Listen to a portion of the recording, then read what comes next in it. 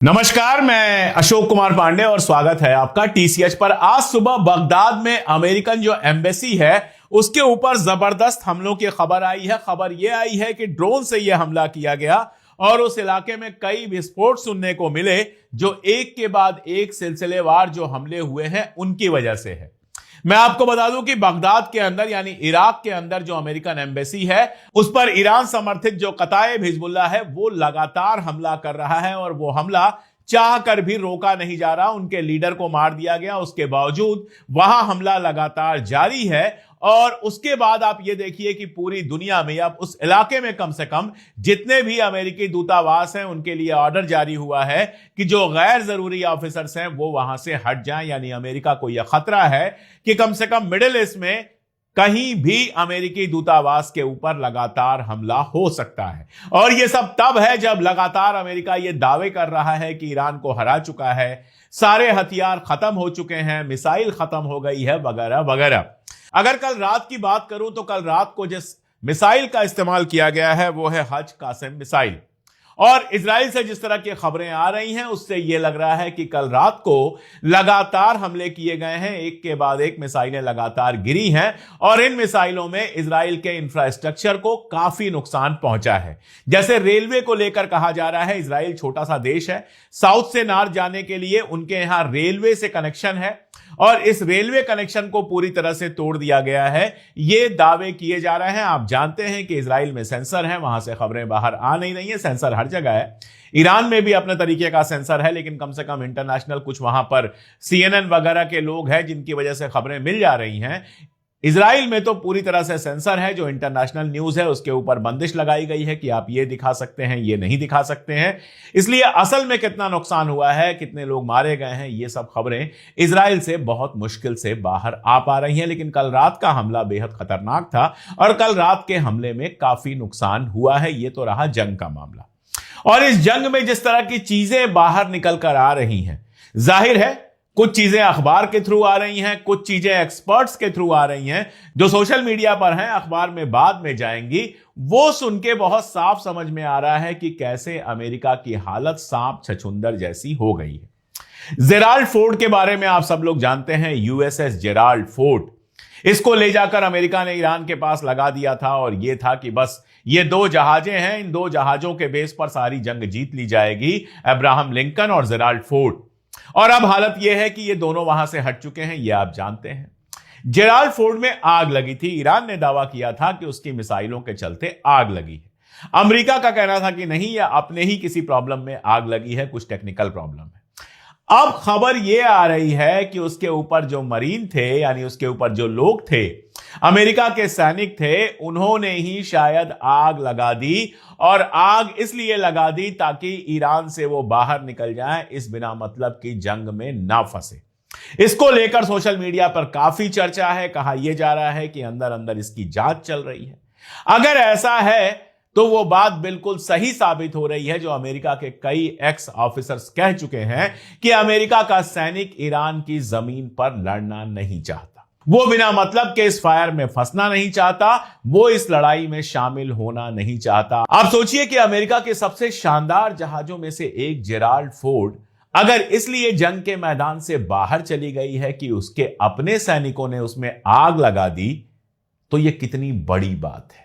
बहुत साफ समझ में आ रहा है कि ट्रंप जो ये लड़ाई लड़ रहा है, और जो कैंट के इस्तीफे के बारे में मैंने सुबह बहुत डिटेल में बात की थी, जो कैंट जैसे लोग साफ साफ कह रहे हैं कि ये इजराइल के प्रेशर में हो रहा है। माइक पावेल के बारे में मैंने आपको बताया था, जो ब्रिटेन के राष्ट्रीय सुरक्षा सलाहकार हैं, उन्होंने ये कहा था कि जारेड कुशनर और विटकॉफ जो ईरान से बातचीत कर रहे थे वो बेसिकली कौन है, वो इजराइल के एजेंट हैं, इजराइल के एसेट्स हैं।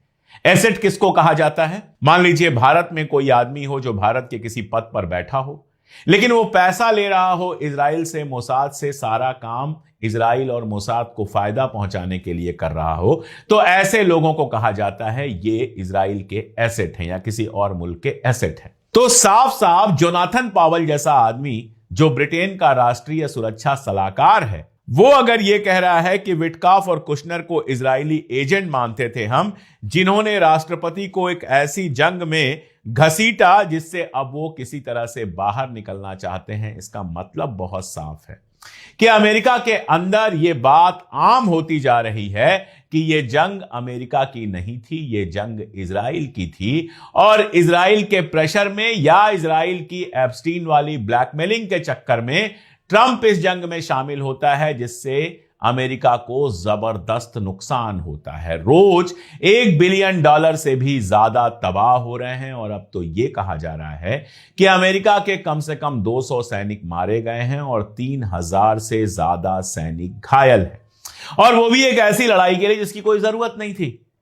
कल केंट ने बिल्कुल साफ साफ अपने इस्तीफे में कहा है कि भैया ईरान से हमको कोई खतरा नहीं था, यह लड़ाई हमारी थी ही नहीं, और जो लड़ाई आपकी नहीं थी उसमें billions of dollar, trillions of dollar खर्च कर दिए गए। आपके कितने मिसाइल लॉन्चर, कितने थाड, कितने पैट्रियट, कितने आपके ड्रोन्स बर्बाद हो गए, इसमें तबाह हो गए। रोज लाखों करोड़ों रुपए खर्च हो रहे हैं और अमेरिका लगातार दूसरी तरफ कर्ज में डूबता जा रहा है। तो जाहिर है कि अमेरिका के अंदर ट्रंप के लिए जबरदस्त माहौल बन रहा है। मैं आपको ऑयल की कंडीशन बताता हूं। ग्लोबल मार्केट में जो एवरेज ऑयल प्राइस है उसमें 82.8% की बढ़ोतरी आई है, यानी डबल से थोड़ा कम हुआ है। अगर ओमानी ऑयल की केवल बात करें तो वो $150 प्रति बैरल तक पहुंच चुका है, जो पहले $60-70 के आसपास था, यानी मोर देन डबल हो चुका है। ईरान ने कहा था कि तेल जो है वो $200 तक जाएगा, $200 पर बैरल तक तेल जाएगा, और तेल उसी दिशा में भागता हुआ दिखाई दे रहा है। अपने मुल्क में सिलेंडर का संकट है। श्रीलंका में एक दिन की एक्स्ट्रा छुट्टी दे दी गई ताकि पेट्रोल डीजल की बचत हो। पाकिस्तान का यही हाल है, हालांकि पाकिस्तान को टैंकर मिला है, और वो भी किस्सा बहुत मजेदार है। ईरान ने कहा था कि युआन में अगर पेमेंट करोगे तब हम टैंकर जाने देंगे, और कहा जा रहा है कि पाकिस्तान ने युआन यानी चाइना की करेंसी में भुगतान किया है। अब आप देखिए, अमेरिका ने ईरान के ऊपर जो सैंक्शन लगाया उसमें ईरान को अमेरिका के बैंकिंग सिस्टम, जो स्विफ्ट वाला सिस्टम होता है, उससे बाहर कर दिया। मैंने आपको बताया था कि हमारे जो कार्ड होते हैं, चाहे वो वीजा का कार्ड हो, मास्टर का कार्ड हो, मैस्ट्रो का कार्ड हो, अमेरिकन एक्सप्रेस कार्ड हो, ये कार्ड ईरान में नहीं चलते हैं। डॉलर वहां पर बैन है, और यही वजह है कि वहां की जो मुद्रा है, वहां की जो करेंसी है, वो इतनी डाउन हुई है, उसकी वैल्यू इतनी कम हुई है। तो ईरान ने खुद को चाइना के सिस्टम से जोड़ा है। अब वो कह रहा है कि भुगतान जो करना है, पेमेंट जो करना है, वो चाइना की करेंसी में करो, यानी सीधे सीधे डॉलर को चुनौती दे रहा है। डॉलर रिजर्व करेंसी है दुनिया की, इसीलिए टिकी हुई है। अगर रिजर्व करेंसी नहीं होती तो अभी तक डॉलर का सत्यानाश हो गया होता। वैसे ही जैसे 1956 में स्वेज वाला जो संकट था, दूसरा अरब इजरायली जो वार था, उस समय पाउंड जो ब्रिटेन की करेंसी था वो रिजर्व करेंसी से बाहर हो गया था। अमेरिका ने ही उसको बाहर किया था। अमेरिका में कर्जों की हालत यह है कि लगातार अमेरिका में कर्ज बढ़ रहे हैं। कर्ज जो है वो यूरोप में भी बढ़ रहे हैं। अमेरिकन इकॉनमी हर तरह से तबाही की तरफ जा रही है, और अगर यह जंग लंबी चली और पेट्रोल डीजल की प्राइसेस, ऑयल की प्राइसेस, क्रूड ऑयल की प्राइस अगर वाकई $200 क्रॉस कर गई, तो आप समझिए कि अमेरिका की इकॉनमी को बचा पाना मुश्किल होगा। यही वजह है कि साफ दिख रहा है जो कैंट जैसे लोग या जेडी वांस जो उपराष्ट्रपति है, इस जैसे लोग न केवल इस जंग की मुखालिफत कर रहे हैं, बल्कि ट्रंप के खिलाफ अभियान जैसा चला रहे हैं जिसमें ट्रंप की कुर्सी जाने की पूरी उम्मीद है। सुबह वाले वीडियो में मैंने बहुत डिटेल में बताया था, लेकिन ये जो ऑयल प्राइसेस अभी आई हैं, इनको देख के लग रहा है कि ये प्रोसेस और तेजी से गुजरने वाला है। और इन सब के बीच ट्रंप क्या बयान देता है कि हालांकि ईरान में हम अभी जंग खत्म नहीं कर रहे हैं, लेकिन बहुत जल्दी वहां से हट जाएंगे। यह गलत फहमी है कि अपनी मर्जी से हट जाओगे। तुम्हें लगता है कि वहां के लीडर्स को मारकर और हट जाओगे वहां से, यह तुम्हारी खाम ख्याली हो सकती है, यह हकीकत नहीं है। ईरान की जंग में या तो तुम समझौता करोगे और या फिर बहुत लंबा फंसोगे, इतना लंबा फंसोगे कि तुम्हारी इकॉनमी का सत्यानाश हो जाएगा और दुनिया की इकॉनमी का भी सत्यानाश होगा। इसलिए जंग खत्म करने का एक तरीका तो अमेरिका में यही समझ में लोगों को आ रहा होगा कि ट्रंप को चेंज कर दो, ट्रंप की जगह पर कोई सेंसिबल आदमी राष्ट्रपति बन जाए। उससे फायदा यह होगा कि वो ईरान से नए सिरे से बातचीत करेगा और बातचीत करके जंग खत्म करेगा, अमेरिका की इकॉनमी को बचाने की कोशिश करेगा। तो जो जंग ईरान को खत्म करने के लिए, तबाह बर्बाद करने के लिए शुरू की गई थी, उसका नतीजा अब यह भी हो सकता है कि अमेरिका तबाह और बर्बाद हो जाए। जो उसके सिर पर ताज है सबसे मजबूत कंट्री होने का, वो ताज उससे छिन जाए। डॉलर में जो व्यापार सारी दुनिया का होता है वो होना खत्म हो जाए और डॉलर की करेंसी इतनी बुरी तरह से डेप्रिसिएट करे कि अमेरिकन इकोनॉमी में जो मिडिल क्लास का ड्रीम है वो पूरा का पूरा बिखर जाए। उधर इजराइल को लगा था कि ईरान वाली लड़ाई तो अमेरिका संभाल लेगा, जो नुकसान उठाना है वो अमेरिका उठाएगा और हम लगातार सिर्फ हमले करते रहेंगे और इस बहाने हम लेबनान पर कब्जा कर लेंगे। लेबनान पर कब्जा करने का सपना पुराना है नेतन्याहू का और प्लान यही किया गया था कि हिजबुल्लाह तो पूरी तरह से खत्म हो चुका है, हिजबुल्लाह के पास तो अब ताकत है नहीं, रादवान जो उनका यूनिट है, जो सबसे एलीट यूनिट उनकी है, वो पूरी तरह से खत्म हो चुकी है, लीडरशिप खत्म कर दी है हमने, अब उनके पास हथियार नहीं है, सीरिया में हमारे लोग हैं तो अब सीरिया के थ्रू उनके पास हथियार पहुंच नहीं पाएंगे, तो हम बड़ी आसानी से लेबनान पर कब्जा कर लेंगे। लेकिन हुआ उल्टा, हिजबुल्लाह ने इतनी बुरी तरह से नॉर्दर्न इजराइल में फंसाया है इजराइल को कि एक तो वो अपने इलाके वापस लेता जा रहा है, लेबनान के जो इलाके इन्होंने लिटनी रिवर के उधर कब्जा किए थे वो लगभग हिजबुल्लाह ने फिर से क्लेम कर लिए हैं। दूसरा, लगातार हिजबुल्लाह अटैक कर रहा है, इनके एयर बेसिस पर हमला कर रहा है, इनके इंडस्ट्रियल बेसिस पर हमला कर रहा है, इनके आर्मी बेसिस पर हमला कर रहा है और फिर वही हालत हो गई है कि नॉर्दर्न इजराइल छोड़ छोड़ के लोग भाग रहे हैं। आप सोचिए कि हिजबुल्लाह के मुकाबले के लिए लेबनीज आर्मी के नहीं, क्योंकि लेबनीज आर्मी तो लड़ ही नहीं रही है, लेबनीज आर्मी को तो हिजबुल्लाह से लड़ने की जिम्मेदारी देने की बात की जा रही है। तो सिर्फ हिजबुल्लाह से मुकाबले के लिए ईरान ने पहले 1 यूनिट अपनी आर्मी की लगाई थी, अब 2 यूनिट लगा रहे हैं। 4.5 लाख की जो उनकी आर्मी रिजर्व की है, ये ऐसे लोग हैं जो आर्मी के रेगुलर नहीं हैं, आर्मी में पहले कभी काम कर चुके हैं, अब दूसरे अपनी जिंदगी के काम करते हैं और जरूरत पड़ने पर इनको बुलाया जाता है। आपको याद होगा कि फलस्तीन वाले वार में बहुत सारे जो ये रिजर्विस्ट हैं इन्होंने जाने से भी इंकार कर दिया था।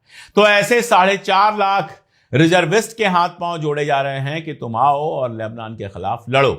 और 1 यूनिट लगाई गई थी, उसमें इतने लोग मारे गए, इतना नुकसान हुआ कि अब एक और यूनिट वहां पे लगाई जा रही है ग्राउंड इन्वेजन के लिए। कर पा रहे हैं, जो मैंने पहले भी बताया था, लेबनान के पास एयर डिफेंस नहीं है तो बेरूत पर लगातार हमले कर रहे हैं, घर गिरा रहे हैं, ये सारा कुछ कर रहे हैं। लाखों लोग अपना घर छोड़ने पे मजबूर हुए हैं, उनको धमकी दे रहे हैं कि वापस नहीं आने दिया जाएगा। अभी एक बयान आया जिसमें कनाडा, फ्रांस और जर्मनी, इन तीनों मुल्कों ने कहा है कि अगर ग्राउंड इन्वेजन यहां पर होता है, बड़ी लड़ाई होती है तो काफी बुरा हाल होगा आम लोगों का, इसलिए लड़ाई रुकनी चाहिए। लेकिन कनाडा, फ्रांस या जर्मनी के कहने से कतई इजराइल रुकेगा नहीं, ये हम जानते हैं। इजराइल को रोकने की ताकत सिर्फ और सिर्फ हिजबुल्लाह में है। एक एनालिसिस में पढ़ रहा था जिसमें कहा गया कि अगर लेबनान की सेना को हिजबुल्लाह के खिलाफ लड़ने के लिए कहा जाएगा तो यह मुमकिन है कि सेना के आधे से ज्यादा लोग हिजबुल्लाह के साथ आ जाएं, वो ये कहें कि अपने मुल्क को बचाना हमारे लिए ज्यादा जरूरी है बनिस्बत अमेरिकी आदेश का पालन करने के लिए। हिजबुल्लाह के मुकाबले के लिए जोलानी से भी कहा जा रहा है कि भाई तुम अपनी सेना लगाओ और अपनी सेना लगाकर हिजबुल्लाह को खत्म करो। जोलानी पशोपेश में है, वो जानते हैं हिजबुल्लाह की ताकत, पहले भी आईएसआईएस का मुकाबला कर चुका है हिजबुल्लाह, इसलिए जोलानी बहुत कायदे से जानते हैं कि हिजबुल्लाह की ताकत क्या है।